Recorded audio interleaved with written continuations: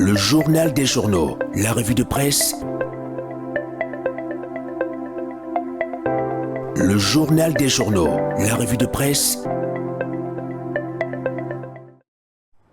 Il est là comme tous les jeudis pour vous livrer la revue de presse. Mesdames, Messieurs, accueillons Gaël Steve Nono. Bonjour Gaël.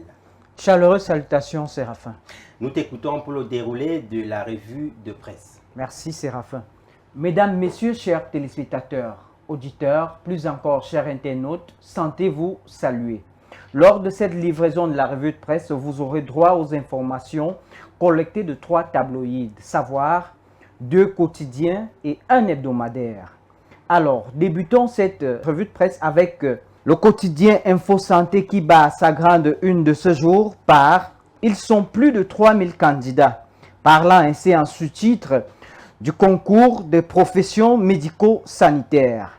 Le journal de Rostand Tiami fait donc savoir que le concours d'entrée dans les écoles de formation professionnelle médico-sanitaire qui s'est déroulé le 23 août 2025 sur l'étendue du territoire national dans les centres d'examen dans chacune des 10 régions a reçu plus de 3000 candidats et ces derniers connaîtront leur sort dans les jours à venir.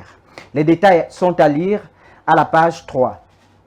Le journal Le Drapeau, pour sa part, informe que le gouvernement et les acteurs privés tracent une nouvelle feuille de route ambitieuse pour le renforcement de la place des petites et moyennes entreprises dans l'économie nationale. Accès au financement, modernisation des outils de production, promotion du Made in Cameroun, digitalisation et innovation sont entre autres mesures phares destinées à stimuler la compétitivité et à assurer le succès du programme intégré d'import, substitution, d'accroissement de l'offre pétrole, PISA en abrégé. Lire les grandes ambitions du gouvernement par rapport au programme PISA à la page 3 du journal de Carole Tamba.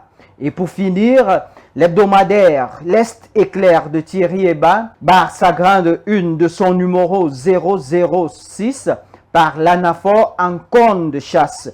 Le journal de Thierry Eba fait donc savoir que l'anaphore est descendu sur le terrain du côté de la réserve de Bassama et découvre que des populations riveraines et étrangères se livrant à une exploitation forestière et minière sauvage au point où la réserve laisse progressivement la place aux plantations agricoles, au lotissement, urbanisation et même des carrières et bien plus. Le dossier de la rédaction de l'Est éclair parle en profondeur de cette exploitation anarchique du côté de Bassama. Lire les détails aux pages 6 et 7 du journal de Thierry Eba. Et c'est avec ce journal Est éclair que nous mettons donc un terme à cette revue de presse de ce jour. À demain, Séraphin. Merci Gaël et à demain.